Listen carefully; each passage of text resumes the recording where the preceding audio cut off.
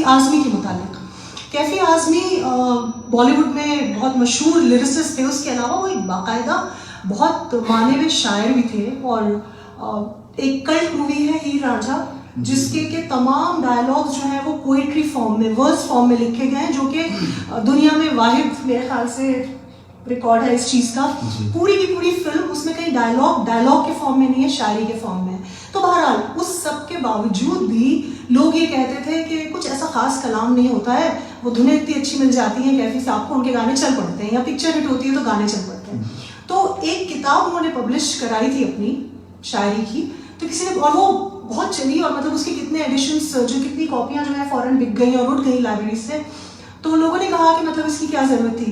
कहने लगे नहीं, मेरे कुछ चाहने वाले ये कहते थे कि मेरी जो शायरी है वो सिर्फ गुलकारों की आवाज़ों पे या मौसीकारों की धुनों पे चलती है, तो मैं देखना चाह रहा था कि खुद कहाँ तक पहुँचती है मेरी शायरी, तो मैंने किताब पब्लिश कराई थी। तो इसी तरह से जगजीत सिंह साहब की आवाज़ भी किसी चीज़ की मोहताज थी नहीं। वापस हम आते हैं शायरी पे और मोहब्बत पे। अब यहाँ पे जो कलाम आपने पेश किया, जो नज़्म, उसमें यह है कि दूर हैं महबूब और आशिक, तो अब ये एहतियात के तौर पे जो है महबूब अपनी माशूका को कह रहा है कि एहतियात रखना, रुसवाई ना हो।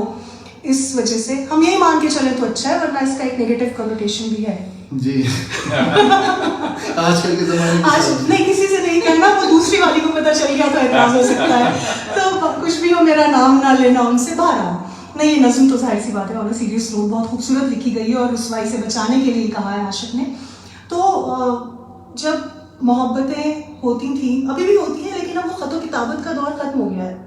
मतलब जिन लोगों ने 70s 80s या अर्ली 90s तक भी मोहब्बत की है वाकई में, और लॉन्ग डिस्टेंस भी रहे हैं, वो जानते हैं कि ख़तों की कितनी खूबसूरती होती है मोहब्बत में ख़ास तौर से, और इश्क में, और उसमें जो अहमियत होती है ज़िंदगी में, वो बयान नहीं की जा सकती।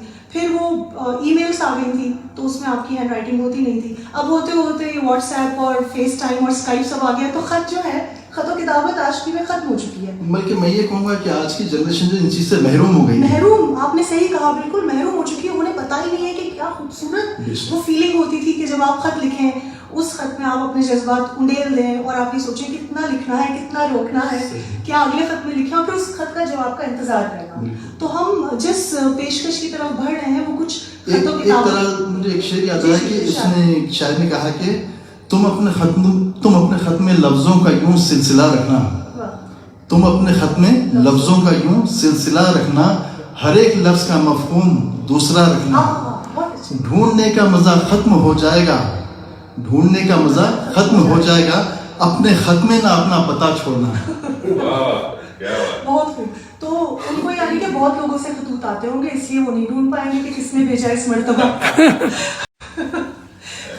आगे बढ़ते हैं। बहुत खूबसूरत ये भी नज़्म है जो अब इलियास साहब इरशाद फरमाएंगे। उससे पहले मैं कतील शिफाई साहब की एक नज़्म पेश करूंगी जो ख़तों के बारे में है। कतील शिफाई साहब फरमाते हैं, तेरे ख़तों की खुशबू, उन्वान है इस नज़्म का।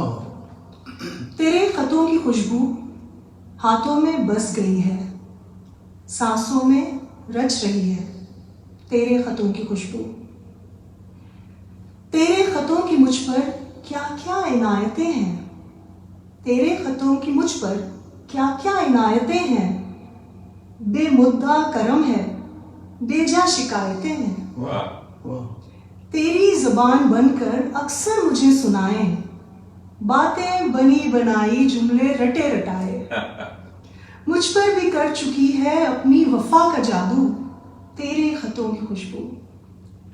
अपने सिवा किसी को मैं जानता नहीं था, अपने सिवा किसी को मैं जानता नहीं था, सुनता था लाख बातें और मानता नहीं था। अब खुद निकाल लाई बेगानगी के पहलू, तेरे ख़तों की खुशबू। वाह, सुभान अल्लाह। क्या जाने किस तरफ को चुपके से मुड़ चुकी है, क्या जाने किस तरफ को चुपके से मुड़ चुकी है, गुलशन के पर लगाकर सहरा को उड़ चुकी है। रोका हजार मैंने आई मगर न काबू, तेरे ख़तों की खुशबू।